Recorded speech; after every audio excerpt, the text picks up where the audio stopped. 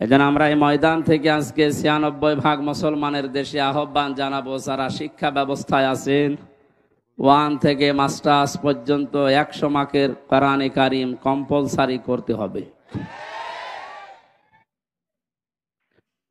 যেহেতু সভাপতি একজন আলেম, তাকে সামনে নিয়ে বলছি, বিশ্ব নবীকে যেদিন আল্লাহ নবুয়ত দান করেন, তিনবার জিবরাইল তাকে বুকে চেপে ধরেছিলেন, তিনি কিন্তু পড়েননি।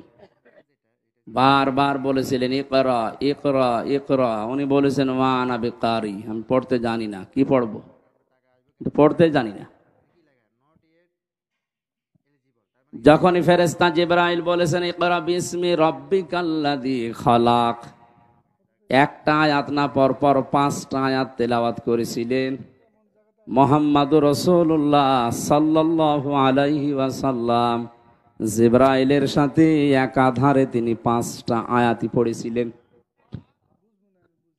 বুখারী শরীফের হাদিসের ব্যাখ্যায় আমি দেখেছি, জিবরিল জিজ্ঞাসা করলেন, এতক্ষণ আপনি পড়লেন না কেন?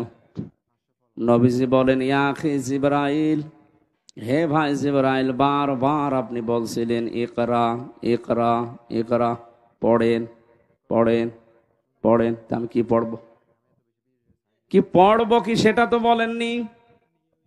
আপনি চতুর্থবার যখন বলেছিলেন বিসমি রব্বিকা, রবের নামে পড়েন, আমি কিন্তু একটু দেরি করি না, আমি আরম্ভ করেছি আপনার সাথে, আর একটা দুইটা না 5টা সেন্টেন্সই আমি পড়েছি। বলেন সুবহানাল্লাহ। এটা দিয়ে ওই দিন জিবরাইল সহ কিয়ামত পর্যন্ত নবীজির উম্মত যারা আসবে তাদেরকে তিনি শিক্ষা দিতে চেয়েছিলেন, এই আমার উম্মত যারা আসবে দুনিয়ায়, তারা রব ছাড়া অন্য নামে পড়তে পারে না।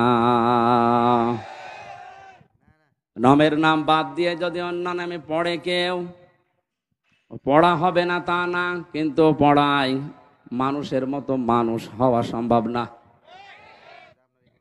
আমি এই চোখে দেখেছি, বিশ্ববিদ্যালয়ে ক্লাস চলছে, শিক্ষককে ছাত্র জুতা দিয়ে পিটাচ্ছে, বলছে শালা তোরে মেরেই ফেলবো। শিক্ষক হাত জোড় করে বলছে, বাবা আমার ছেড়ে দে, জীবনে আর ক্লাসে আসবো না। না, তোরে আমি মেরেই ফেলবো। এটা ছাত্র, এটা কি কথা বলেন না? সিস্টেম অপর পৃষ্ঠায় দেখুন, এ চোখে আমি এইটাও দেখেছি, কোরআনে কারিম আমার সামনে, শিক্ষক ওযু করছে, ছাত্র পায়ে পানি ঢেলে দিচ্ছে, শুধু পায়ে পানি ঢেলে দিয়ে হয়নি, নিজের হাত দিয়ে পরিষ্কার করে দিচ্ছে। ছাত্র মাস্টার্স করে না, কেবল 4-5 দিন ভর্তি হয়েছে, আলিফ বা তা আসা পর্যন্ত জানে, কোরআনের স্পর্শ এখনো পাইনি। শুধু আল্লাহর পরিচয়, আউযু বিল্লাহি মিনাশ শাইতানির রাজিম, বিসমিল্লাহির রহমানির রহিম পড়ার পরে আলিফ বা তা সা এগুলো কেবল পড়ছিল। এর ভেতরে আমার আল্লাহ কি মনুষ্যত্ব দিয়েছে, কোরআনে কারিমের ইজ্জতের কারণে। ইয়ারফা'িল্লাহুল্লাযীনা আমানু মিনকুম ওয়াল্লাযীনা উতুল ইলমা দারাজাত, ইলা আখির আয়া। সূরা মুজাদালার 11 নম্বর আয়াতে আল্লাহ জানিয়েছেন, তাদের মর্যাদা আল্লাহ বৃদ্ধি করতেই থাকে। ইয়ারফা, এটা মুজারে, বর্তমান ভবিষ্যৎ, প্রেজেন্ট ফিউচার। আল্লাহ পাক নিজে এখানে কাজ করছেন, নিজে ফাইল। ইয়ারফা'িল্লাহুল্লাযীনা আমানু মিনকুম, তোমাদের ভেতরে যারা ঈমান আনবে, ওয়াল্লাযীনা উতুল ইলমা দারাজাত, আর যারা দুনিয়াতে ইলম অর্জন করবে তাদের মর্যাদা দিনের পর দিন আল্লাহ বাড়াতেই থাকবেন।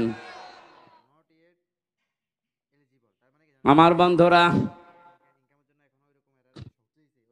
বাস্তবতা এটা আমরা দেখেছি। পৃথিবীতে শিক্ষিত মানুষ যারা দাবি করে, এরা যত মুরব্বী হয়ে যায়, বয়স যত বেড়ে যায়, এ মানুষগুলোর মর্যাদা তাদের পরিবারস্থ লোক থেকে দুনিয়ার মানুষের কাছে তত কমতে আরম্ভ করে। এর বাস্তব প্রমাণ সাবেক অর্থমন্ত্রী মরহুম আবুল মাল আব্দুল মুহিত। শিক্ষা দীক্ষা টাকা পয়সা প্রভাব প্রতিপত্তি ক্ষমতা কম ছিল আপনার চাইতে, তা না। 53 বছরের ভেতরেতে আপনারা এবার অর্থমন্ত্রী পেয়েছেন। আর এতদিন পর্যন্ত চট্টগ্রাম, সিলেট, ঢাকা ওই সমস্ত অঞ্চলগুলো বাংলাদেশ নিয়ন্ত্রণ করত। এত প্রভাব থাকার পরও দিন যত গেছে, মানুষের মর্যাদা আমার আল্লাহ পৃথিবীর কাছে কমিয়ে দিয়েছে। এমন কমিয়েছে, সন্তান পর্যন্ত অনেককে বাড়িতে রাখতে চায় না। কয়েকদিন ধরে আপনারা কিছুদিন আগে দেখতেছেন ফেসবুকে একটা ভিডিও খুব ভাইরাল হয়েছিল। 4টা ছেলে 2টা মেয়ে, 6 ভাই বোন মিলে পিতার সম্পদগুলো সব নিজের নামে লিখে নিয়ে বাবাকে রাস্তায় ছেড়ে দিয়েছে। সুবহানাল্লাহ বলছে না, না, শুধু নাউজুবিল্লাহ বললে হচ্ছে না, এখানে আলহামদুলিল্লাহ বলা দরকার। এ লোকটাকে 95 বছর বয়সে 6 ভাই বোন মিলে রাস্তায় এমনিতে ছেড়ে দেয়নি, কারণ বেটা সারা জীবনই এই 6টা ছেলে মেয়েকে অনার্স মাস্টার্স করিয়েছে, কিন্তু আল্লাহর পরে যে তার স্থান সেইটাই জানায়নি। এটা জানানোর জন্য সে জায়গাগুলো দরকার, সেখানে সে ঘৃণা করত, সে দিত না। এই জন্য তার কপালে কি জুটেছে দেখেন। শুধু তার কপাল না, এই ভিডিওটা দেখার পরে আমার মনে হচ্ছে বাংলাদেশে আজ অনেক মুরব্বীর কপালে এইটাই জুটবে। কারণ বৃদ্ধাশ্রম গুলো খোঁজ নিয়ে দেখেন, কোন আলেমের মা বাবা আছে কিনা। কোরআন যারা জানে বসে পড়ে, তাদের মা বাবা ওখানে আমি পাইনি। আমি যতগুলো বৃদ্ধাশ্রমে ঘুরে ঘুরে দেখেছি, আমার এই ছোট জীবনে প্রায় 25টার উপরে বৃদ্ধাশ্রম দেখলাম। সেই রাঙ্গামাটির লংগদু থানা থেকে শুরু করে বাংলার বিভিন্ন প্রান্তে কোন জায়গায় কোনো আলেমের মা বাবা বৃদ্ধাশ্রমে পড়ে কাঁদতেছে আমি পাইনি। কারণ আলেমরা জানে আমার আল্লাহর পরে এই মুরব্বীর স্থান আমার কাছে। নিজে খেতে না পারলেও দরকার হয় ভিক্ষা করে এনে খাওয়াবে, অথচ ওই 6টা ছেলে মেয়ের ভেতরে আল্লাহর পরে মা বাবার স্থানে জ্ঞান কোনোদিনও মুরব্বী দেয়নি। তো জানবে কি করে? এই জন্য কায়দা কৌশল করে ফাঁকি দিয়ে মা বাবার সম্পদগুলো নিজেদের নামে 6 জন লিখে নিয়ে মুরব্বীরে ছেড়ে দিয়েছে। এবার দান, এটা ছেড়ে দেওয়ার পেছনে যে কয়টা কারণ, তার অন্যতম হচ্ছে এই 6 ছেলে মেয়ের স্বামী আর তাদের বউগুলো এই মুরব্বীকে এখন তারা বোঝা মনে করে। এই কথা বলেন না কেন? যাদের সাথে বিয়ে দিয়েছিল এইগুলো এবং ওই পুত্রপদ, ওই মেয়েগুলো, ওই জামাইগুলো যদি সত্যিই কোরআনে কারিমের জ্ঞানী হতো, এ মুরব্বীকে রাস্তায় ছেড়ে দেওয়া না, 6 ভাই বোন মিলে আমার মনে হয় মিনি জান্নাতের ভেতরে রেখে দিত। কারণ সবগুলো হায়ার এডুকেটেড, সব অনার্স মাস্টার্স করা। তো তাদের ভেতরে এইটা নেই যে বিরুদ্ধে নারাজ হয়ে গেলে আল্লাহর আরো নারাজ হয়ে যাবে, এটাও জানে না। এই শিক্ষা তাকে দেওয়া হয়নি। এজন্য আহ্বান জানাচ্ছি হাদিসের আলোকে, যার ভেতরে কোরআন নেই ওটা যেহেতু উজাড় ঘর হয়ে যায়, শয়তানের ঘর। 96% মুসলমানের দেশে আমরা এইরকম ঘরের অন্তর নিয়ে বাঁচতে চাই না, আমরা মানুষের অন্তর নিয়ে বাঁচতে চাই। নবীজি যেহেতু নবুয়ত পাওয়ার পরেই আল্লাহর নাম ছাড়া পড়তে রাজি হননি, আমাদের ছেলে মেয়ে প্রজন্ম যারা আসবে তারাও আল্লাহর নাম ছাড়া পড়বে না। এটা যদি মনে করেন রাজনীতি কোন দলের কথা, অপেক্ষা করেন কয়দিন পর ওই মুরব্বীর মতো আপনারও বাড়ি থেকে বের করে দেবে। কারণ আপনার ছেলে মেয়ে তো জানেন যে আপনি কি, আল্লাহর পরে যে আপনার স্থান ওরা তো জানেই না। এজন্যই তো বারবার আহ্বান জানাচ্ছে যারা দায়িত্বে আছেন শিক্ষা ব্যবস্থায়, 1 থেকে মাস্টার্স পর্যন্ত 100 মার্কের কোরআনে কারিম কম্পালসারি করে দেন। জীবনেও এ দেশে আর কোনোদিন কিয়ামতের আগে বৃদ্ধাশ্রম তৈরি হবে না। বৃদ্ধাশ্রম তৈরি করা হালাল? হারাম? কি বলেন? প্রকাশ্য হারাম কাজ এটা। কোরআনে যত ব্যাখ্যামূলক শব্দ আমি পেয়েছি, সবচাইতে বেশি শব্দ পেয়েছি মার বাবার নামে। কোন জায়গায় 3টা, 5টা, 7টা, 9টা, 11টা, 13টা, 17টা, 22টা। এত ব্যাখ্যা দুনিয়ায় কারণ আমি কোরআনে পাইনি।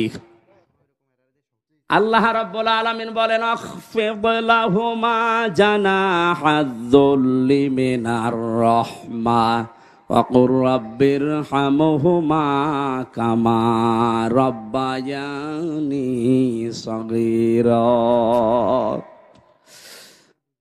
আলেম যারা আছেন তাদেরকে বলছি, এবার সারা জীবনে আয়াতটা জন্মের পর থেকে আমরা অনেকে পড়েছি, এর ভেতরে একটা গোপন রহস্য আছে। আমার আল্লাহ কি সেট করেছেন তাকান তো ব্যাখ্যায়।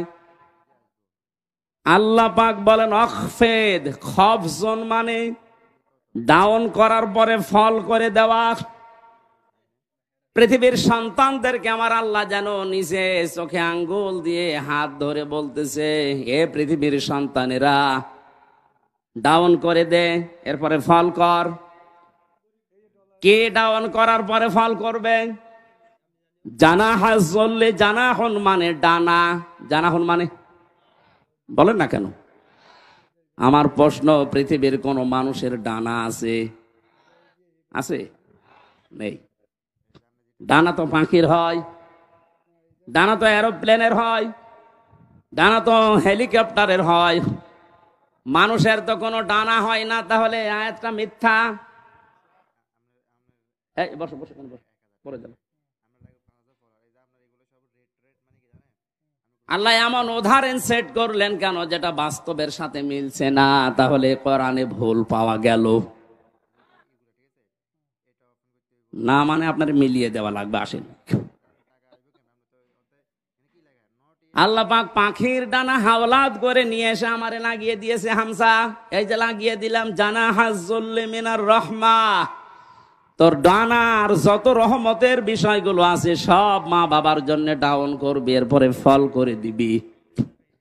আর এরোপ্লেন থেকে, হেলিকপ্টার থেকে ডানা নিয়ে এসে লাগালেন না কেন? পাখির ডানা দিলেন, কারণ হেলিকপ্টারের ডানা ডাউন করার পরে ফল করলে আর উড়বে না।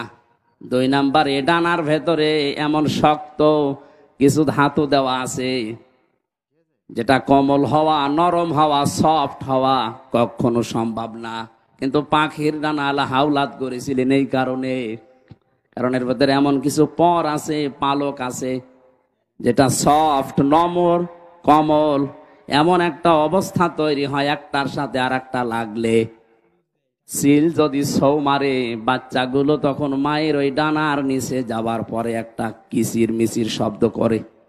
বাংলাতে ওই শব্দকে বলা হয় অনির্বচন সুখ। কি বললাম? একটা অনির্বচন সুখ বাচ্চারা অনুভব করেন।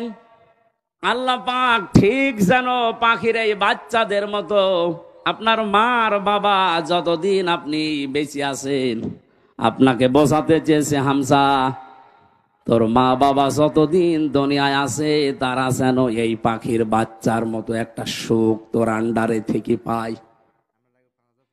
তারা যেন মনে করে আমার হামসা বেঁচে থাকতে অন্তত আমাদের আর কোনো ঝামেলা নেই, আর কোনো চিন্তা নেই আমাদের। দিনাজপুরবাসী মন থেকে বলেন তো, আমাদের মা বাবা যারা দুনিয়ায় আছে এরা কি এই মনে করতে পারছে?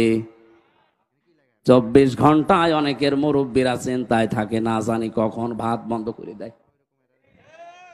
হ্যাঁ, এইসব রংপুরের এলাকার মানুষ সহজ সরল, তো এই জন্য কিছু টের পাচ্ছেন না। এ সহজ সরল মানুষগুলো মা বাবাকে খুব ভালোভাবে আদর যত্ন করে, এই জন্য আপনারা বুঝলেন না। এটা যদি আমি কক্সবাজারে বলতাম ওরা টের পেত। এত সম্মান, এত মর্যাদা, এত কিছু আল্লাহ দুনিয়াতে দিয়েছেন এই 2 জনের ব্যাপারে। নিজের ইবাদতের পরে নবীর নাম দেননি, আল্লাহ বলেছেন মার বাবার নাম। وَقَضَى رَبُّكَ أَلَّا تَعْبُدُوا إِلَّا إِيَّاهُ وَبِالْوَالِدَيْنِ إِحْسَانًا। আল্লাহ পাক বলেন আমি ফায়সালা করে দিয়েছি, সিদ্ধান্ত নিয়েই ফেলেছি, রায় দিয়েছি। আমি আল্লাহর রায়কে, আমি আল্লাহ ছাড়া কারো ইবাদত করা যাবে না। পৃথিবীতে যাদের মা বাবা আছে তারা যেন তাদের সেবা করে, তাদের পেছনে খরচ করে, তাদের প্রতি ইহসান করে। এটা আমি বানালাম। বলেন, আপনি ইহসান করবেন কি করে, তার একটা একটা করে আল্লাহ এখানে 5টা ব্যাখ্যা দিয়েছেন। আপনি কোরআন খোলেন তো পুরাটা, পৃথিবীর কোন মানুষের ব্যাপারে এত ব্যাখ্যামূলক শব্দ আপনি পান কিনা? পাবেন না আপনি। অথচ দুইজনের নাম এত বেশি আল্লাহ ব্যাখ্যা দিয়েছেন, সেই দুইজনের পরিচয় ওই 6 ছেলে মেয়ে জানে না। এজন্য 95 বছর বয়সেও মুরব্বীকে বাড়ি থেকে রাস্তায় বের করে দিয়েছে, যান আপনার আর দরকার নেই। ও কয়দিন পরেই পড়ে মরবে, ডেনে পড়ে থাকবে, কুকুরে শ্রীগালে ছিঁড়ে ছিঁড়ে খাবে। এক কথা বলেন না কেন? অথচ 6টা ছেলে মেয়ে তাকান, সব বিশ্ববিদ্যালয় থেকে মাস্টার্স করা। আমি বলছি না আপনার ছেলে মেয়েকে মাস্টার্স করাবেন না, তা না, অবশ্যই করান, কিন্তু তাকে 3টা বছর কোরআনে কারিম দিন। মাহফিলের সভাপতি যেখানে আছে, এইরকম জায়গা যেখানে পান 3টা বছর তাকে পড়ান। আমি কোরআন গ্যারান্টি দিয়ে দিলাম, আল্লাহর কসম, জীবনেও কোনোদিন আপনার সামনে নেশা করার সাহস পাবে না। 2 নম্বরে কোনোদিন আপনার মর্যাদা হানি করতে দেবে না।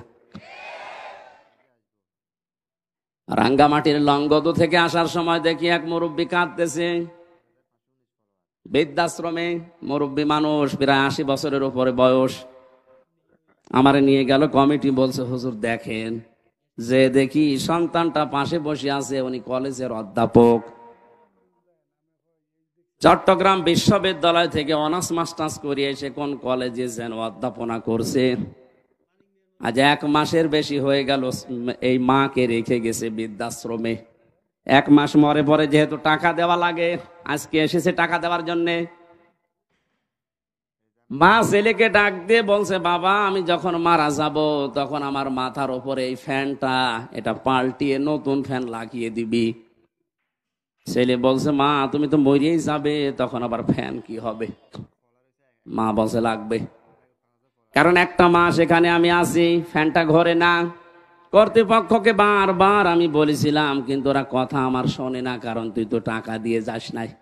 1 মাস পরে আজকে ওরা খবর দিয়ে তোকে নিয়ে এসেছে। বাস্তবতা আমি যেটা দেখলাম, আমার তো মনে হচ্ছে আমি মারা যাওয়ার পরে তোর যখন এই বয়স হবে, তোর ছেলে মেয়ে মিলে তোরেও এখানে দিয়ে যাবে। তোর তো আবার ফ্যান ছাড়া ঘুম হয় না, ছোটবেলা থেকে তোকে বাতাস দেওয়া ছাড়া আমি ঘুম পাড়াতে পারি না। তোর কষ্ট হবে রে বাবা, তুই আগে থেকেই ব্যবস্থা করে যা, আমি মারা যাওয়ার পরেই তুই ফ্যানটা পাল্টিয়ে দিবি। দেখলাম ওর সামনে, ওর হাতের ওপরে মা মারা গেল, হাও মাও করে কেঁদে বলছো, হুজুর এ দোষ শুধু আমার একা না, এ দোষ আমার বউর। আমার 2টা ছেলে মেয়ে আছে, তাদের মুখের দিকে তাকে আমি তালাকও দিতে পারি না। শেষ পর্যন্ত বউ আমারে বারবার এ তাড়না দিয়েছে, বুড়ি বাড়ি থাকলে তোমার ভাত আমি খাবো না। আমি তো সংসারটা ভাঙতে পারলাম না। মাকে এই বৃদ্ধাশ্রমে শেষ পর্যন্ত রেখে গিয়েছিলাম। বাবা আমার 10-12 বছর আগেই মারা গেছে, বহু কষ্ট স্বীকার করেছিল মা আমার জন্যে, প্রতিদান আমি দিতে পারলাম না। আজকে আমার হাতের উপরেই মারা গেল। ও দিনাজপুরবাসী, বান্দরবন, রাঙ্গামাটি, লংগদু শুধু ওই মুরব্বী না, আমার মনে হয় অনেক মানুষ এখন দিনাজপুর ওই রকম অবস্থায় আছে।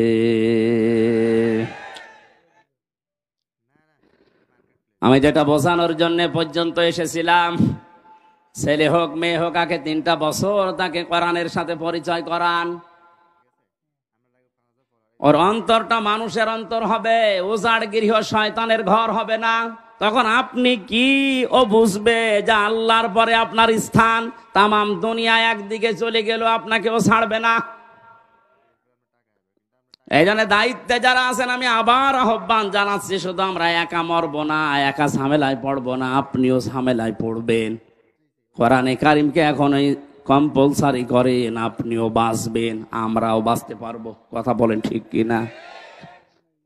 যে কোরআন না থাকলে মানুষের হৃদয় আর হৃদয় থাকে না, শয়তানের ঘর হয়ে যায়, উজাড় গৃহ হয়ে যায়।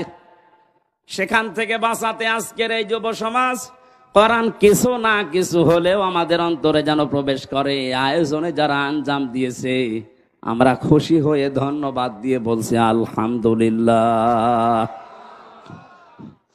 নবীজি জানিয়েছেন, মান ক্বারাআল কোরআনা, যে ব্যক্তি কোরআন পড়ে, এদিকে তাকান, মান ক্বারাআল কুরআনা, যে ব্যক্তি কোরআন পড়ে, ফাস্তাযহারাহু, এবং একে ইজহার করার চেষ্টা করে। ইজহার মানে, এজহার শব্দের শাব্দিক অর্থ ৯৯টা। এজহার মানে স্পষ্ট করা, এজহার মানে প্রকাশ করা, এজহার মানে দাঁড় করানো, এজহার মানে প্রতিষ্ঠিত করা, এজহার মানে কায়েম করা। সবগুলো অর্থ একটা একটা করে অভিধানে মিলান আপনি পেয়ে যাবেন। সুতরাং যে ব্যক্তি কোরআন পড়বে এবং কোরআনকে কায়েম করার জন্য চেষ্টা চালাবে, কেন আল্লাহর নবী ফাস্তাযহারাহু দিলেন? নবীজি তো আমাদের মতো বাঁচাল ছিলেন, আন্দাজেই বকতেন নাকি? ওনার প্রতিটি কথার ভেতরে কোনো না কিছু লুকিয়ে আছে। এর পরের শব্দের দিকে তাকান, ফাহাল্লা হালালাহু ওয়া হারামা হারামাহু। এই যে ফা দিয়েছেন মাঝখানে, আগের দুইটা শব্দ বলার পরে ফা দিয়ে বাক্য আরম্ভ করলেন কেন? হালাল হারামের কথা এখানে বলার কথা ছিল না। কোরআনকে ইজহার করার পরে তিনি ফাহাল্লা হালালাহু ওয়া হারামা হারামাহু দিয়েছেন এই কারণে, কারণ কোরআন যদি প্রতিষ্ঠিত না থাকে, কোরআন যদি কায়েম না থাকে ব্যক্তি, পরিবার, সমাজ, রাষ্ট্রে, তাহলে ওই দেশে বসবাস করে এমন হালাল জিনিস আছে, হালাল জানার পরও মানা যায় না। এটা তো বাংলাদেশে নেই। আমার কথা কি বুঝতেছেন? কোরআন যদি এজহার না থাকে, কায়েম না থাকে, হারামকে হারাম জানার পরও ছেড়ে দেওয়া যায় না, এমন জায়গা এদেশে আছে। এবার শব্দের দিকে খেয়াল করেন, মান ক্বারাআল কুরআনা, শব্দটা ক্বারা দিয়েছেন। পড়া কোরআন শরীফ পড়ে আমি পেয়েছি কোরআন পড়ার ব্যাপারে যত শব্দ, 3টা শব্দ সবচাইতে বেশি। ক্বারা, রাতালা, তালাওয়া, কয়টা? অভিধান দেখেন, এই 3টা শব্দের শাব্দিক অর্থের ভেতরে 4টা শর্ত আছে। যে ব্যক্তি কোরআন পড়তে চায় তাকে শুদ্ধ করে পড়া লাগবে। যে ব্যক্তি কোরআন পড়তে চায়, কোরআনকে তাকে বুঝতে হবে। আমি নাম নিলাম না, একজন মনে করেন এখানে আছে, তার বাবা মারা গেছে, সভাপতি সহ আমার মতো আরো 5 জনকে নিয়ে বলছে, হুজুর কোরআন খতম করে দেন। ওরা কোরআন খতম করে ফেললাম। উনি আমাদেরকে খাবার দাবার, হাদিয়া, তোহফা, সম্মান দিয়ে বিদায় করবে না করবে না? বলেন না কেন? ওরা কোরআন শরীফ শেষ করে হাদিয়া তোহফা দিয়েছে, খাবার দাবার দিয়ে, সম্মান দিয়ে বিদায় দেবে। হঠাৎ করে যদি মহতামিম সাহেব বলে, হুজুর ওই ভাইকে ডাকেন তো, আপনাকে বাড়িওয়ালা ডাক দিয়ে যদি বলি যে পুরা কোরআন শরীফ আমরা খতম করে ফেললাম, কিছু বুঝেছেন? উনি বলতে পারবে? যেহেতু আরবি ভাষায় পড়েছি, মাতৃভাষা আমাদের আরবি না, আপনি বোঝেননি।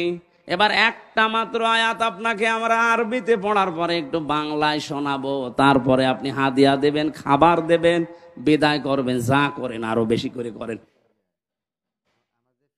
ওনার সামনে আরবি আয়াতটা তেলাওয়াত করেছে সুর দিয়ে, ফাহাল্লা হালালাহু ওয়া হারামা হারামা ওয়া হাল্লাল্লাহুল বাইআ ওয়া হারামার রিবা। এখনো পর্যন্ত উনি বুঝেছে? বলেন। বাংলায় যদি এবার বলি, এটাই আল্লাহ জানাতে চেয়েছেন, ব্যবসা তোমাদের জন্য হালাল আর সুদ হারাম।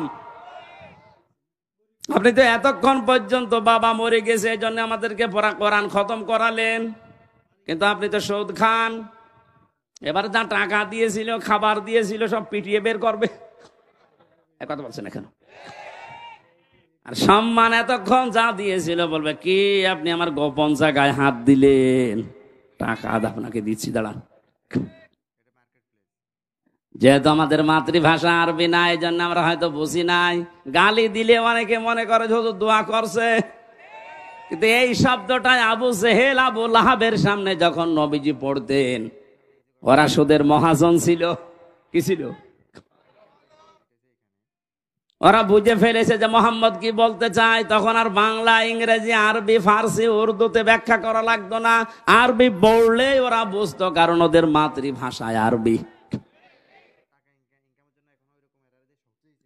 বাস্তবে বাংলাদেশে এমন অনেক জায়গা আছে, হালালকে হালাল জানার পর হারামকে হারাম জানার পরেও মানা যায় না। কোরআন যেহেতু এজহার নেই, এই জন্য আমরা মুসিবতে আছি। কোন মানুষ যদি কোরআন পড়ে এবং কোরআনকে বোঝে, যতটুকু বুঝবে তার উপরে ততটুকু বাস্তবে মেনে চলার চেষ্টা চালাবে। সাহাবা একরামের 2 পারা 3 পারা পড়তে সারা জীবন লেগে যেত। সূরা নাস আর ফালাক পড়তে হযরতে ওমরের 11 দিন লেগেছিল, তার জীবনীতে পেয়েছি। অথচ আমারে পড়তে দেন সূরা নাস আর ফালাক, আমি 3 মিনিটে শেষ করে ফেলবো। তাহলে হযরত ওমর মনে হয় পড়তে পারতেন না, তাই তার এত সময় লাগলো কোন কারণে? যে আয়াত পড়তেন ওইটা তার প্র্যাকটিক্যাল লাইফে মিলাতেন। কুল আউযু বিরাব্বিন নাস। আল্লাহ পাক বলেন, নবী আপনি বলুন আমি আশ্রয় চাই মানুষের রবের কাছে। এখন রব কি? রবের অর্থ প্রধানত 19টা। উনি 19টা বিষয় নিজের জীবনে মিলিয়ে দেখতেন। রব মানে আইনদাতা, রব মানে প্রতিপালক, রব মানে উকিল, রব মানে এরকম যত আছে মিলাতেন, দেখি আমার জীবনে মেলে কিনা। যখন দেখতেন রব মানে আইনদাতা, আমার জীবনে আল্লাহর আইন আমি যতটুকু ওই সমর্থ আমি মানতে পারছি। রব আমার রিজিক দাতা, আমি আল্লাহ বাদে অন্য কাউকে রিজিকের উপরে ভরসা করি না, মানিও না। একটা একটা করে 19টা মিলিয়ে ফেলতেন। তখন বলতেন পরবর্তী আয়াত দেন, মালিকিন নাস। আমরাও তো কোরআন এইভাবেই পড়ি। তার 11টা আয়াত পড়তে 11 দিন সময় লেগে যেত এইভাবে মিলাতে। আর আমাদের এক খতম করতে দেবেন 11 ঘন্টায় পুরা কোরআন পড়ে শেষ করে আর এক খতম শুরু হবে। এখানে কোরআনের ব্যাখ্যায় আমি যতগুলো অর্থ পেয়েছি, অভিধানে 4টা শর্ত সব জায়গায় লেখা আছে। কেউ যদি কোরআন পড়তে চায় সে যেন শুদ্ধ করে পড়ে। অরাতিলিল কোরআন তারতিলা, এ নির্দেশ কার? আরো জোরে বলেন। 2 নাম্বারে কোরআন শুধু পড়লে হবে না, আফালা ইয়াতাদাব্বারুনাল কোরআন। কি হয়েছে তোদের? কোরআন নিয়ে কেন চিন্তা ভাবনা করো না? না বুঝলে আপনি চিন্তা করবেন কি দিয়ে? 3 নাম্বারে এটা আপনার প্র্যাকটিক্যাল লাইফে আপনি মেলাবেন, বোঝার চেষ্টা চালাবেন। 4 নাম্বারে যতটুকু বুঝেছেন এটা যেন মানুষ মানতে পারে সেই ব্যবস্থা করে দেবেন। এই 4টা শর্তের নাম হচ্ছে ক্বারাআ। 4টার নাম কি? এভাবে যারা কোরআন পড়বে, আল্লাহ পাক বলেন আল্লাযীনা আতাইনাহুমুল কিতাবা ইয়াতলুনাহু হাক্কা তিলাওয়াতি। আমি যাদের কিতাব দিয়েছি তারা এর হক আদায় করে, তার মানে 4টা শর্ত মেনে পড়ে। উলাইকা ইউমিনুনা বি, এই মানুষগুলোই আমার কোরআনে বিশ্বাসী। বলেন সুবহানাল্লাহ। ওয়া ইয়াকফুর বিহি ফাউলাইকা হুমুল খাসিরুন। এই 4টা শর্ত মেনে যারা আমার কোরআন পড়ে না, ওরা কোরআনে বিশ্বাসী নয়, এরা জীবনে ক্ষতিগ্রস্ত হবে। এটা আমি বানালাম। বলেন।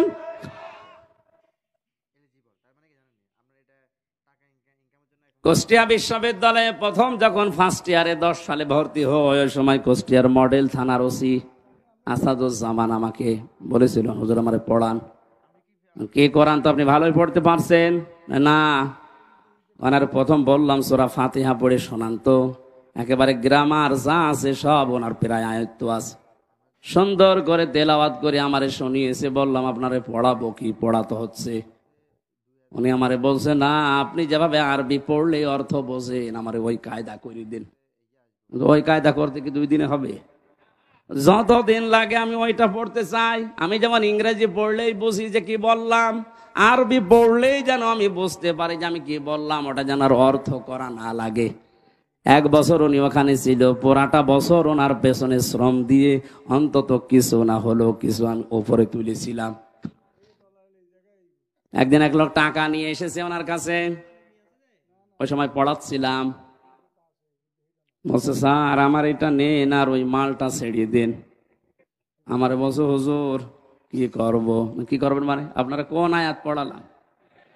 ওই দিন আবার ছিল ঘুষের আয়াত, লা তাকুলু আমওয়ালাকুম বাইনাকুম বিল বাতিল, এই আয়াত পড়াচ্ছিলাম।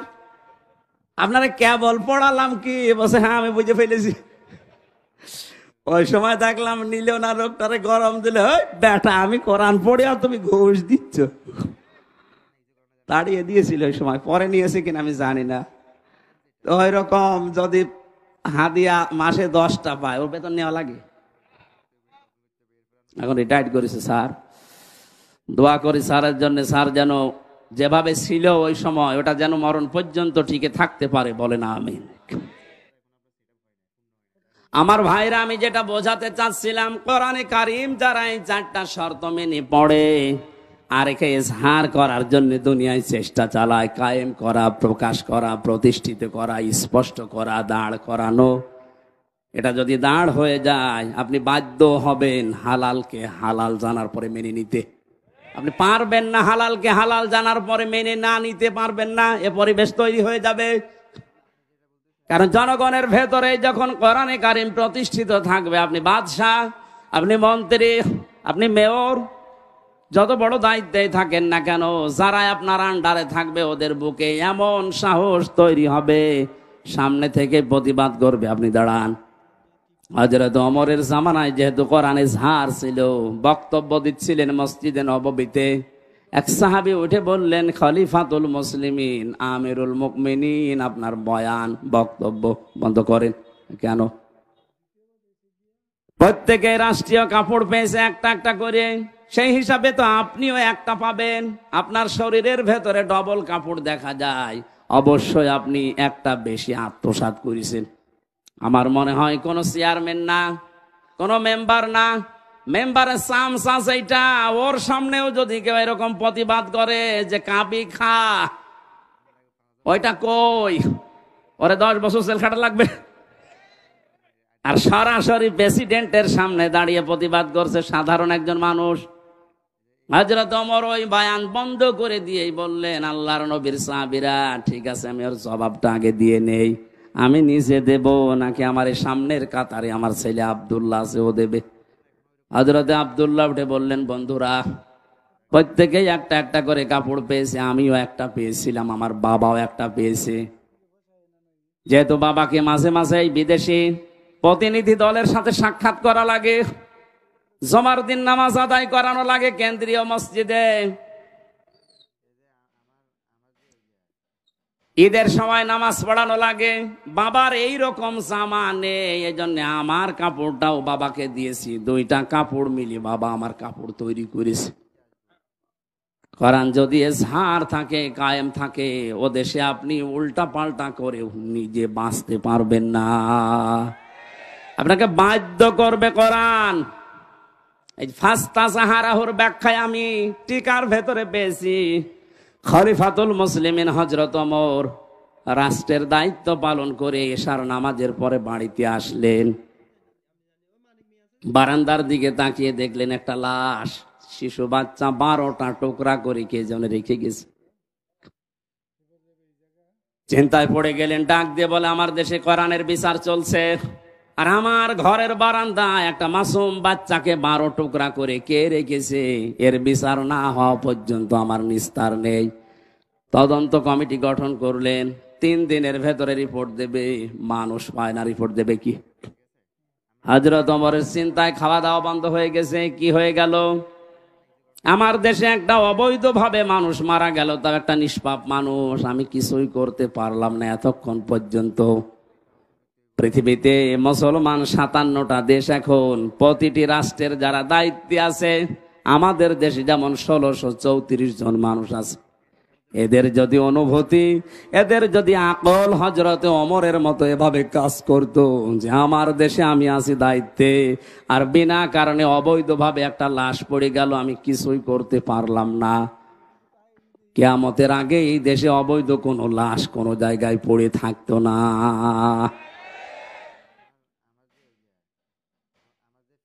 ওনার মাথা নষ্ট হয়ে গেছে। কি হয়ে গেল? কিছু পর্যন্ত এখনো আমার কাছে রিপোর্টই আসে না। হঠাৎ করে এক মুরব্বীকে সঙ্গে নিয়ে যুবতী একটা মেয়ে এসেছে, ডাক দিয়ে বলে, খলিফাতুল মুসলিমিন, যে লাশটা আপনার বারান্দায় ছিল ওটা আমার নিজের বাচ্চা, আমি ওরে টুকরা টুকরা করেছি। হযরত ওমর ডাক দিয়ে বলেন, মেয়ে কি বলো, বুঝে শুনে বলো। পরবর্তীতে কি হবে তুমি জানো? মানুষ হত্যা করার যে বিচার কোরআনে আছে সূরা বাকারায়। হ্যাঁ, আমি নিজেও কোরআনের হাফেজা, আমি নিজে জানি যে এর বিচার কি হবে। আপনার যা আছে কোরআনে আপনি শুরু করেন না, আমি এমনিতে শুরু করতে পারি না। হযরত ওমর তারপরেও তিনি সব শুনলেন গোড়া থেকে শেষ পর্যন্ত, দেখলেন মেয়েটার কোনো দোষ এখানে নেই, যেহেতু মানুষও নিজের ইচ্ছা করে হত্যা করেছে, এই কারণে তার শাস্তি দেওয়া হবে। আগেরটা আমি বলছি পরে। রায় ঘোষণা হয়ে গেছে সূরা বাকারার 177-78 নাম্বার আয়াত অনুযায়ী, কুতিবা আলাইকুমুল কিসাসু ফিল কাতলা। এই আয়াত অনুযায়ী তিনি রায় দিলেন। হঠাৎ করে তিনজন যুবক এসে বলে, খলিফা বিচারের রায়টা একটু থামান, ও দোষ ওই মেয়েটার না, ও দোষ আমাদের। বাবাকে নিয়ে জঙ্গলের পাশে বসবাস করতে মেয়েটা, আমরা তিনজন শিকারে গিয়ে যৌবনের তাড়নায় পড়ে মেয়েটাকে দেখে বাবাকে বেঁধে রেখে ওর সাথে আমরা অন্যায় আচরণ করি, শেষ পর্যন্ত আমাদের কারণে মেয়েটা গর্ভবতী হয়েছে। যদি বিচার করা লাগে তাহলে আমাদের করেন। হযরত ওমর 4 জনকে সামনে নিয়ে ধমক দিলেন, কি 3 দিন কোথায় ছিলে? আমার এত বড় টেনশনের ভেতরে রাখলে কারণ কি? আমি চিন্তায় আমার খাওয়া দাওয়া ঘুম বন্ধ হয়ে গেছে। 3 দিন ভেতরে আসলে না, এখন হঠাৎ করে সব একটা একটা করে বের হচ্ছে। যুবকেরা বলছে, খলিফাতুল মুসলিমিন, আমরা যে সময় অন্যায় করেছিলাম ওই সময় আসতে চেয়েছিলাম। মনে মনে ভাবছিলাম যদি ধরা না পড়ি তাহলে তার অসুবিধা নেই, কিন্তু কোরআনে কারীম আমাদেরকে বাঁচতে দিল না। যেখানে যায় আমাদের কোরআন শান্তিতে থাকতে দেয় না, বারবার পেছনে যেন তাড়া করে বেড়ায় আমাদের বিবেকের উপরে। যেটা করেছো যদি এই গুনার বিচার দুনিয়ায় না হয়, কিয়ামতে আল্লাহ এই পাপের বিচার ডবল করে করবে। দিনাজপুরবাসী একটা কথা মনে রাখবেন, ইসলামের 500 শরীয়তের যে বিধান আছে, এটা যদি কারো দ্বারা লঙ্ঘন হয়ে যায়, যদি ওই বিচার দুনিয়াতে কোরআন অনুযায়ী আপনি না পান, না করতে পারেন, কিয়ামতের দিন কিন্তু ওই বিচার আল্লাহ ডবল করে করবে। কথা বুঝতেছেন? আমরা আর পারলাম না, কোরআন আমাকে তাড়া দিয়ে এই জায়গায় এনেছে, আপনি বিচার আমাদের করেন, মেয়েটাকে ছেড়ে দেন। হযরত ওমর বললেন, না, মেয়েটাকে আমি ছেড়ে দিতে পারতাম, কিন্তু যা বলেছে শেষে এসে সজ্ঞানে স্বইচ্ছায় নিজের বাচ্চাকে নিজে টুকরা টুকরা করিস, এই কারণে। মেয়েটা এবার বলে, খলিফা আপনি তো এতক্ষণ শুনেছেন আমাদের দোষ না, আমার কোনো দোষ আসলে ছিল না, আমি তো নিরীহভাবে বসবাস করছিলাম। যুবকরা যৌবনের তাড়নায় শয়তানের ধোকায় পড়ে আমার ইজ্জত সম্ভ্রম নষ্ট করেছে।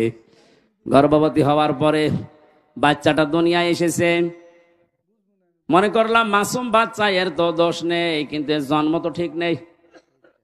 আমি কোরআনে কারীমের হাফেজা, আমার পড়া কোরআন আয়াত আছে। কোরআন আমাকে বারবার ডাক দিয়ে বলে, উতুল্লিম বাদা যালিকা সানিম। আল্লাহ পাক জানিয়েছেন এই পৃথিবীতে কোরআনের ডাইরেক্ট ইনডাইরেক্ট যারা বিরুদ্ধে আছে তাদের 9টা গুণ আয়াতের পরবর্তীতে আছে। তাদের চরিত্রের ভেতরে 9টা গুণ পাওয়া যায়। 1 নম্বরে আপনি যখন দেখবেন কোরআনের বিরুদ্ধে ডাইরেক্ট হোক ইনডাইরেক্ট হোক কেউ যদি অবস্থান নেয়, ওটা সানিম, বদমেজাজি, ওটা যার সন্তান। আমি তো দেখতে পেলাম এর বাবা ঠিক নেই, এর বাবা তো একজন না কয়জন, 3 জন বাবা মিলে ওরে জন্ম দিয়েছে, ওটা যার সন্তান। আমার পেটে এসেছে তাতে কি, জন্ম হয়েছে, বড় হওয়ার পরে আমার পেটের সন্তান কোরআনের বিরুদ্ধে অবস্থান নেবে, আমি মা হয়ে দেখব, তখন তো আমি মুরব্বী হয়ে যাবে, ওরে কিছু বলতেও পারবো না। এই জন্য ছোটবেলায় ওরে বিদায় করে দিলাম যেন আমার পেট থেকে পড়ে কোরআনের বিরুদ্ধে না যায়। আপনি এই কারণে আমার বিচার করেন। আমি ঘটনা বলা উদ্দেশ্য না। ফাস্তা জাহারাহ পড়তে যে আমি পেয়েছিলাম, কোরআন যদি এজহার থাকে, কোরআন যদি কায়েম থাকে, আমরা গুনাহগার, গুনাহ আমরা করবই, কারণ এটা আমাদের অভ্যাস, আমাদের স্বভাব। কিন্তু কোরআন আপনাকে বেঈমান হয়ে মরতে দেবে না। গনা করলেও দুনিয়া থেকে বিদায় নেওয়ার আগে এমন কায়দা, এমন কৌশলে, এমন জায়গায় ফেলবে আপনি যেন নিষ্পাপ হয়ে মারা যেতে পারেন। মরণের পরে এই পাপের শাস্তি যেন আর পাওয়া না লাগে। এজন্য কোরআনে কারিম যদি আমরা ইজহার করার চেষ্টা করি, হালালকে হালাল আমরা মানতে পারবো, হারামকে হারাম জানার পরে আমরা মানতে পারবো। আর যদি ইজহার না থাকে, আপনি যতই সফিগিরি করেন, এই যে টুপিটা মাথায় দিয়েছি মনে করছেন অনেক সুন্দর লাগছে দেখতে, এর ভেতরে সুদ আছে। প্রশ্ন আসতে পারে, আপনি 200 টাকা দিয়ে টুপিটা কিনে এনেছেন, আপনার তো সুদের টাকা না। হ্যাঁ ঠিক আছে, কিন্তু এই টুপিটা যে ফ্যাক্টরিতে তৈরি হয়েছে, ফ্যাক্টরির মালিক লোন নিয়েছে। এই কথা বলছেন এখন। যতদিন পর্যন্ত এদেশে যাকাত ভিত্তিক অর্থনীতি কায়েম না হবে, তার মানে কোরআন কায়েম না হবে, ততদিন আপনি ফেরেশতা জিবরাইল যদি দিনাজপুরে বাস করে, ও ডাইরেক্ট ইনডাইরেক্ট সুদখোর।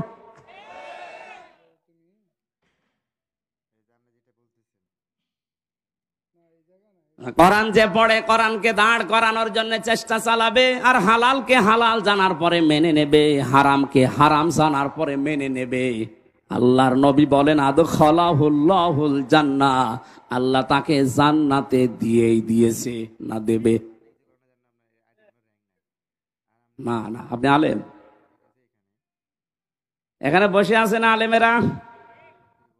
আদখালাহুল্লাহুল জান্নাহ, আল্লাহ তাকে জান্নাতে দিয়েছে না দেবে? দিয়েছে।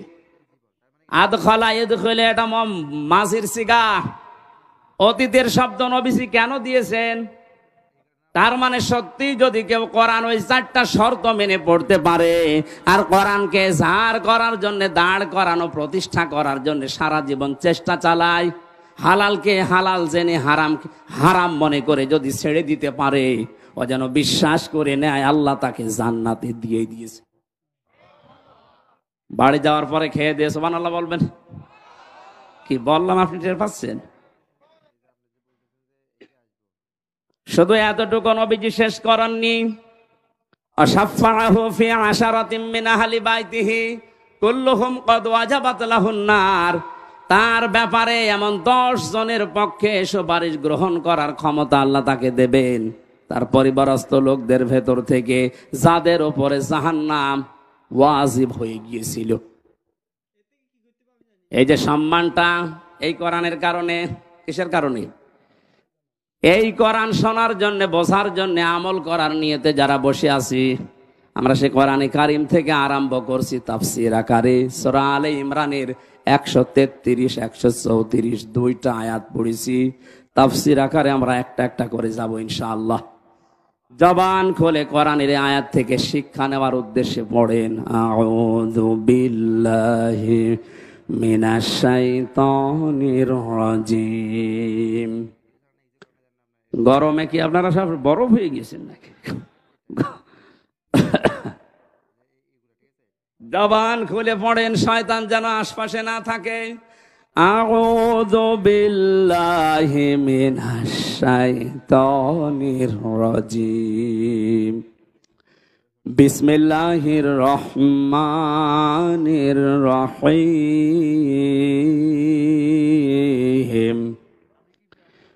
وسارعوا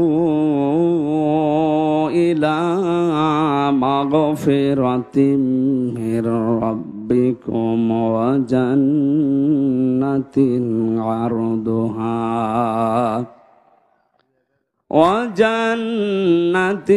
عرضها السماوات والأرض أعدت للمتقين।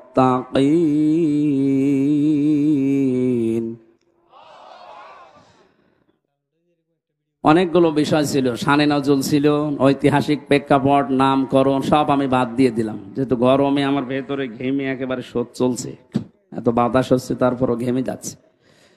খুব তাড়াতাড়ি শেষ করব বলে আমি আয়াতের দিকে এগিয়ে যাচ্ছি সরাসরি তাফসিরে। আল্লাহ পাক বলেন, সারিউ, তোমরা দৌড়াও। একা একা দৌড়াও না, সবাই। এবার ওঠেন তাহলে দৌড়ানো আরম্ভ করি। সারিউ, আল্লাহর আদেশ, তোমরা সবাই মিলে দৌড়াও। এরপরও আপনি দৌড়াবেন না। কোথায় দৌড়িয়ে যাবেন? ইলা মাগফিরাতিম মির রাব্বিকুম, তোমাদের রবের ক্ষমার দিকে দৌড়াও। পৃথিবীতে সব চাইতে বড় সম্পদ মুমিনের জন্য আল্লাহর ক্ষমা। আমি নিজে সহ যারা আলেমরা বসে আছে তাদেরকে বলছি, কিয়ামতের ময়দানে আল্লাহ যে বিচার ব্যবস্থা তৈরি করবে, আল্লাহর বিচারের সিস্টেম হবে তিনটা। কয়টা? বলেন বলেন। এক নম্বরে, আমার আল্লাহ যদি ন্যায় বিচার করে কেউ বাঁচতে পারবে না। কথা বলি না কেন? আল্লাহ রাব্বুল আলামিনের বিচারে কোনো অবিচার বলতে কিছু নেই। দরকার নেই। আল্লাহর বিচারে কোনো অবিচার, আরে জবাব দেন না কেন? আল্লাহর বিচারে অবিচার আছে? ন্যায় বিচার করলে কেউ বাঁচবে না। অবিচারও নেই, ন্যায় বিচার করলেও বাঁচবেন না। করবে কি? আল্লাহ পাক যদি ক্ষমা করে দেয় দয়া করে কাউকে, তার গফফার নামের খাতিরে, এই লোকটাই শুধু জান্নাত পাবে।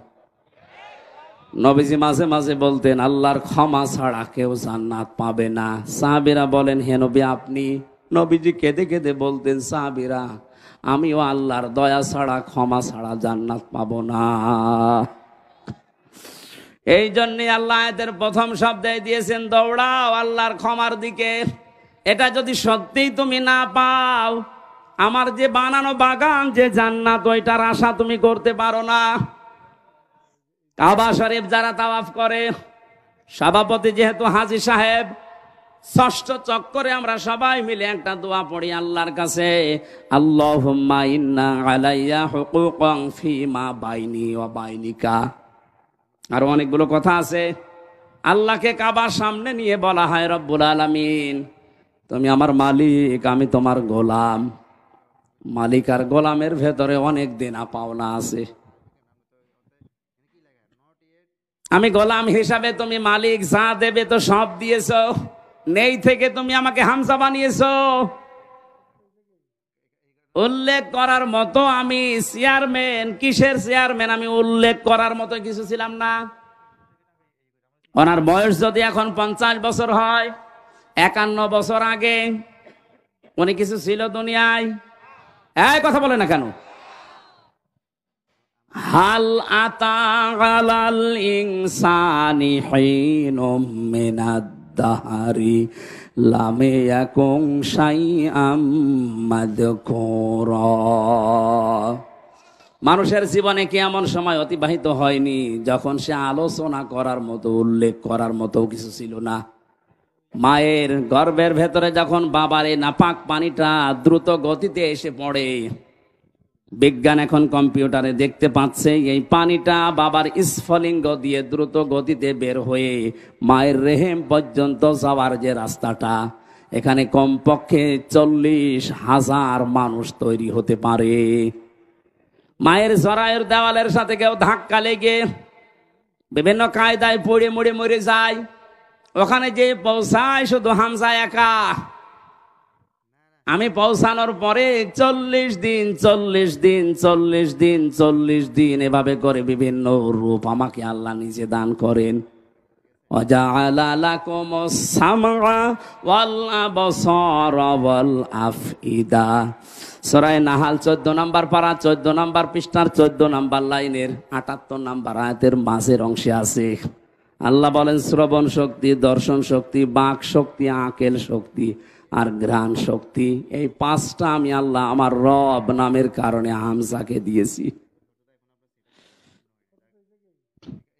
বাবার যে নাপাক পানিটা বের হয়েছিল, বিজ্ঞান এখন প্রমাণ করছে এই নাপাক পানিটা দিয়ে মহান আল্লাহ এই যে 40 দিন পার হয় মনে করছেন এমনি এমনি না।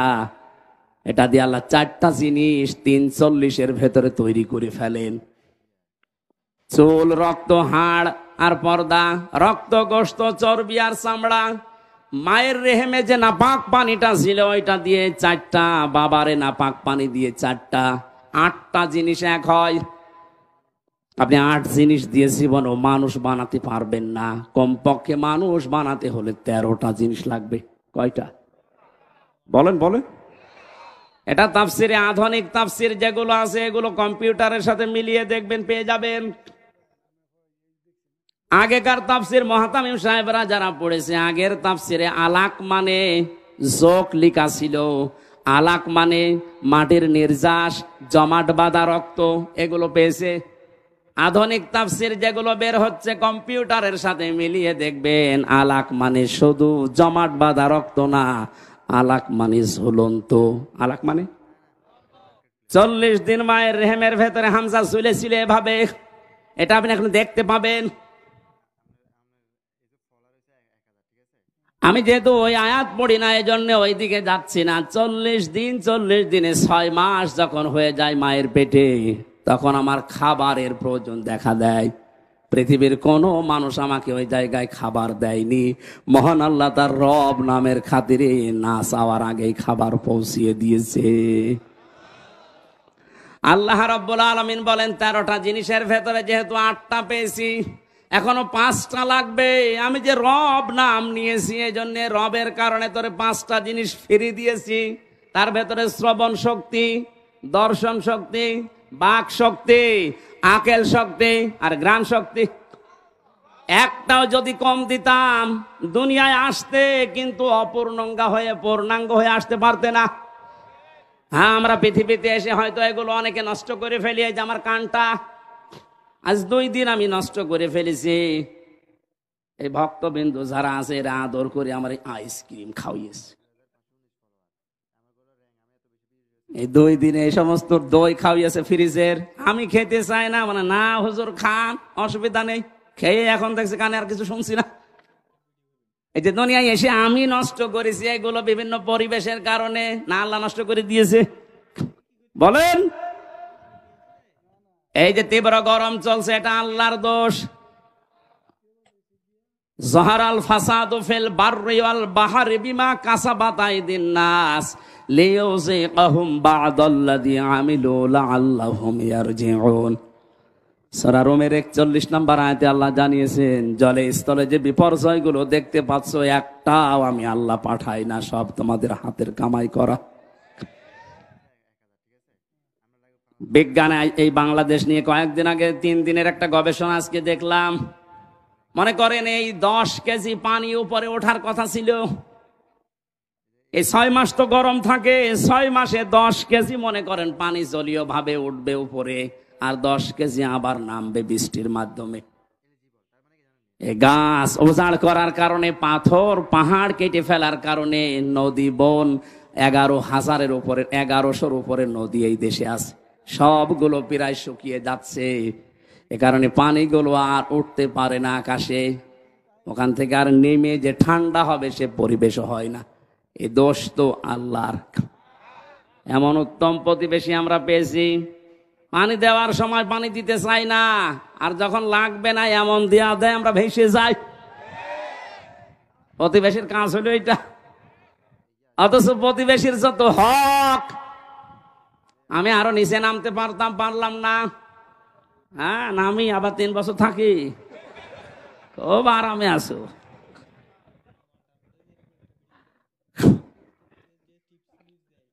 বিভিন্ন ধর্মীয় গোড়ামি বিশ্বাসের কারণে ওই সমস্ত জাতিরা তারা বিভিন্ন জিনিস পুড়িয়ে ফেলে, অথচ ওগুলো পুড়িয়ে ফেলার নিয়ম না, মাটির নিচে পুঁতে ফেলার নিয়ম। ওগুলো যেন পচে সার হয়, ওগুলো যে জমি উর্বর হয়, এই নিয়ম ছিল ইসলামের।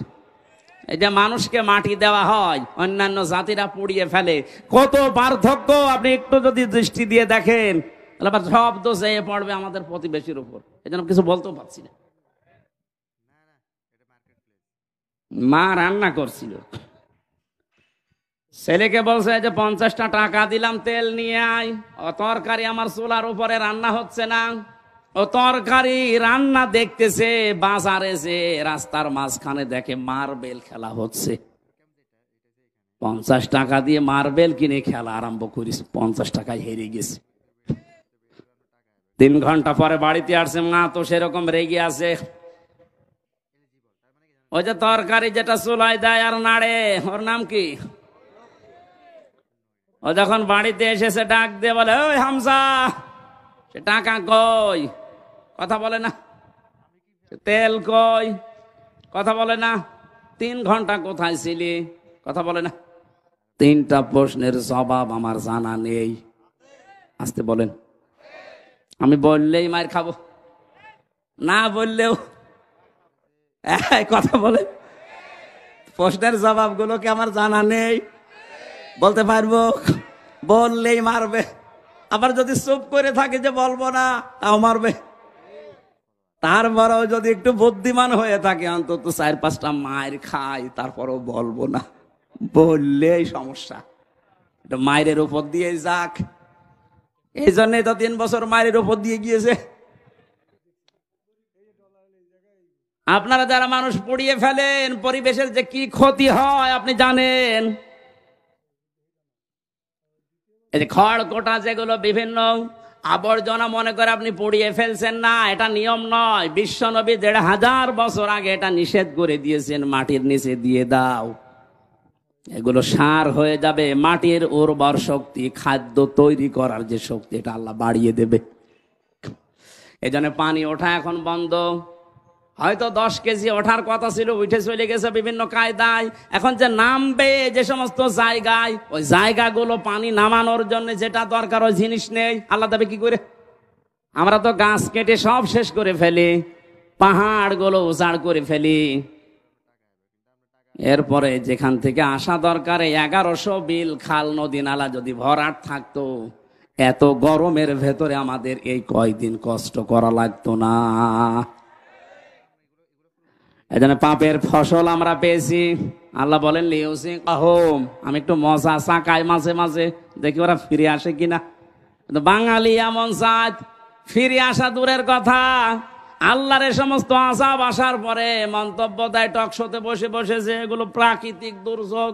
তেমন কিছু না রে বেটা, প্রাকৃতিক দুর্যোগ বলে কিছু নেই। সব তোমাদের হাতের কামাই করা ফসল।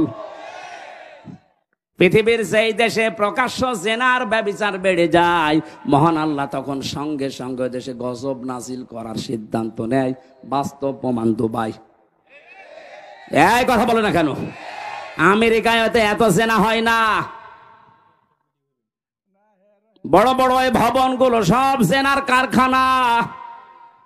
আল্লাহর শরীরের বাইরে চলে গেছেন, বিমানবন্দর পর্যন্ত ভাসিয়ে দিয়েছে। যা এখন এই ঘাস শুকিয়ে উঠতে ওদের 10 বছর লাগবে।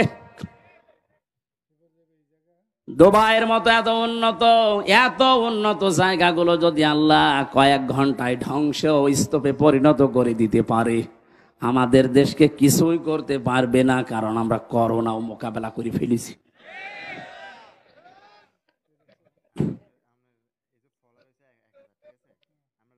না ভাই, হচ্ছে না। আমরা যেন ফিরে আসি। আল্লাহ আযাব গজব গুলো মাঝে মাঝে পাঠায়, লিউযিকাহুম বা'দাল্লাযী আমিলু লাআল্লাহুম ইয়ারজিউন। আমরা তো ফিরে আসি না, আমাদের বৃদ্ধি আরো বাড়ে। জোরে বলেন নাউযুবিল্লাহ। আজ আমাদের এই পাপের ফসলের কারণে হাজারো সৃষ্টি কষ্ট পাচ্ছে। বলে একটু ভেবেছেন, এই 5টা জিনিস আল্লাহ যেটা দান করেন নিজের পক্ষ থেকে, যদি একটাও কম দিত, আপনি মনে করেন শ্রবণ শক্তি পাননি, কালা হয়ে দুনিয়ায় আসতেন, কত রকমের সমস্যা হয়তো আপনি টের পাচ্ছেন না। যদি দর্শন শক্তি আল্লাহ না দিত, আমি নিজে বাস্তবে দেখেছি, কুমিল্লায় এক মাহফিলে খাবার খাচ্ছিলাম, হঠাৎ বিদ্যুৎ চলে গেল। পাশে এক অন্ধ বসে খাবার খাচ্ছিল। আমরা চিল্লা পাল্লা করছি, তাড়াতাড়ি কারেন্টের ব্যবস্থা করেন, আলো কই। হঠাৎ অন্ধ আমার হাত চেপে ধরে বলছে, হুজুর মাত্র 2 মিনিট কারেন্ট চলে গেছে, আপনি চিল্লাচ্ছেন। অথচ আজ 11 বছর কি 40 বছর হয়ে গেল আমার জীবনে কোনো কারেন্ট নেই। 40টা বছর আমি চোখে দেখি না। কই আমি তো চিল্লালাম না। সেদিন একটা কনফারেন্স দেখছিলাম, সৌদিতে ছিলাম আমি, মদিনাতে। ওই সময় আমার চোখে পানি চলে এসেছে। আল্লাহ, ছোট্ট মাত্র 11 বছর বয়স, 2 চোখ নেই, পুরা কোরআন শরীফ আয়ত্ত করে ফেলেছে। সুন্দর করে তেলাওয়াত করছিল। হঠাৎ বিচারক ডাক দিয়ে বলছে, বাবা তোমার যে চোখ নেই, তোমার কি আল্লাহর প্রতি কোনো অভিযোগ আছে? ছেলেটা অতটুকু বয়সে, আমি তো মনে মনে করছিলাম না জানি কি বলে ফেলে আল্লাহর বিরুদ্ধে। বলছে চোখ তো নেই, অভিযোগ তো নেই, আরো আমি খুশি আছি। বিচারক বলছে কিসের খুশি তুমি? ছোট মানুষ, অতটুকু বয়স, 11 বছর বয়স, কোরআনের হাফেজ, অন্ধ। ডাক দিয়ে বলে, বিচারপতি আপনি আমাকে যে প্রশ্ন করলেন আমার আল্লাহর প্রতি কোনো অভিযোগ আছে কিনা, আমি অন্ধ এই জন্যে আমি বললাম নেই। কেন নেই জানেন? কিয়ামতে যেদিন আল্লাহ বিচার করবে, চোখওয়ালা মানুষদেরকে আল্লাহ ডাকবে, সিরিয়াল হিসাবে আমারও ডাকবে। আমি অন্তত আল্লাহকে ওই সময় বলতে পারবো, মাবুদ দুনিয়াতে আমাকে কিছুই দেখতে দাওনি, চোখের কোনো গোনা আমার দ্বারা হয়নি, আজকে এই ওসিলায় হলেও কিছুটা আযাব আমার উপরে কম করে দাও।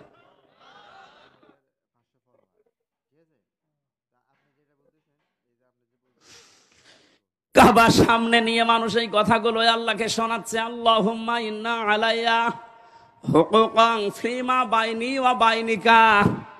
হে মাবুদ, তুমি তো আমার মালিক, আমি তোমার চাকর, গোলাম, সার্ভেন্ট, বান্দা, ভিত্ত যাই বলেন। আমি তো নেই থেকে হামজা হয়েছি। 13টা জিনিস তুমি দয়া করে আমাকে দিয়েছো, যা দেওয়ার দরকার সব আমারে দিয়েছো, একটাও বাকি নেই তোমার দিতে। কিন্তু তুমি মালিক হিসাবে তো আমার কাছে কিছু পাবে। আমি তো তোমাকে কিছুই দিতে পারলাম না। আজকে কাবা এসেছি সেই বাংলাদেশ থেকে, একটা পুঁজি আমার আছে, আল্লাহ তুমি আমারে মাফ করে দাও। আল্লাহ বলেন এই ক্ষমার দিকে দৌড়া। এটা যদি না পায় জীবনে, তার পুরা জীবনটাই ব্যর্থ। ফেরাউন ক্ষমা পায়নি, এজন্য 650 বছর রাজত্ব করে ওর জীবন ব্যর্থ। বলেন আজ যারা 41 সাল 71 সাল টার্গেট দেন, 71 না, কিয়ামত পর্যন্ত যদি আপনি হায়াত পান আর ক্ষমতায় থাকেন, আল্লাহ পাক যদি আপনাকে মাফ না করে, আপনার পুরাটা জীবন ব্যর্থ। কি করবেন আপনি জীবনে? নাই সন্তান আদি বেশি জন্ম দিলেন, বেশি খাবার খেলেন, বেশি দিন বেশি থাকলেন, এই শেষ। আপনি একদিন না একদিন তো মরবেন, মাস্ট বি, মরবেনই। কারণ আপনার চাইতে বড় লোক যিনি, মুহাম্মদুর রাসূলুল্লাহ, এত বড় দামি মানুষ মারা গেছে। জীবন এটাই। এই ধোকাটা আমরা আসলে এখনো পর্যন্ত অনেকে বুঝার পরও না বোঝার ভান করে থাকি। কোরআন আমি হাতে নিয়ে বলছি, পৃথিবীতে স্ত্রী ধোকা, সন্তান আদি ধোকা, মা বাবাও ধোকা, পুরা দুনিয়াটাই ধোকা। আমাল হায়াতুদ দুনিয়া ইল্লা মাতাউল গুরুর। আল্লাহর কথা 100 ভাগ সত্য। আল্লাহ বলেন পুরা দুনিয়ার জীবনটাই ধোকা, এর ভেতরে পড়ে থেকে আসল জীবনটা নষ্ট করো না। দৌড়াও, আমি আল্লাহর ক্ষমা পাও কিনা এইটার দিকে দৌড়াও। জান্নাতিন আরদুহা, ওই জান্নাতের দিকে দৌড়াও যে জান্নাতের প্রশস্ততা আকাশ আর জমিনের চাইতেও বিস্তৃত। উইদ্দাত লিল মুত্তাকিন, যেটা আমার পরহেজগার, যেটা আমি আল্লাহ আমার আধুনিক বান্দাদের জন্য পরহেজগার, আল্লাহওয়ালা, তাকওয়াবান। ভদ্রলোক শব্দটাও আছে তাফসিরে। যারা ভদ্রলোক, তাকওয়াবান, আমি আল্লাহ তাদের জন্য আমার বিশাল বাগানটা তৈরি করে প্রস্তুত করে রেখে দিয়েছি। এবার আসেন তো আমার আসল আলোচনার বিষয়ে শুরু করছি। আল্লাহ যে বলেন উইদ্দাত লিল মুত্তাকিন, আমার মুত্তাকি বান্দাদের জন্য বাগান আমি রাখলাম। হাদিসে কুদসির ভেতরে পড়েছি, আল্লাহ রাব্বুল আলামিন হাদিসে কুদসি এটা, আ'দাতু লিইবাদিহিস সালিহিন মা লা আইনুন রাআত ওয়ালা উযুনুন সামিআত ওয়ালা খাতারা আলা কলবি বাশার। নবীজিকে দিয়ে আল্লাহ বলাচ্ছেন, নবী আপনি বলেন আমার বান্দার জন্য এমন বাগান, এমন জান্নাত আমি তৈরি করে রেখেছি, কোনদিন কোনো মানুষের চোখ দেখে নাই, কোনদিন কোনো কান শোনে নাই এর বর্ণনা। আমি আর কতটুকু বর্ণনা দিতে পারবো তাফসির দিয়ে? আল্লাহ পাক নবীকে দিয়ে বলাচ্ছেন যে এমন বাগান আমি বানালাম, আমার কোনো বান্দার চোখ তো দেখে নাই, কানও শোনে নাই, কোনোদিন কারো কল্পনার জগতেও আসে নাই। মানুষের কল্পনার জগৎ ছোট না বড়? বলেন বলেন, কেমন বড় বলেন তো? আমি কল্পনা করলাম এখানে 10 তলা বিল্ডিং হবে, কয় মিনিট লেগেছিল? 2-3 সেকেন্ডের ভেতরে আমার কল্পনা শেষ যে 10তলা বিল্ডিং হবে এখানে, অথচ এটা বানানে 2-3 মিনিট সময় লাগবে, 2-3 বছর লাগবে।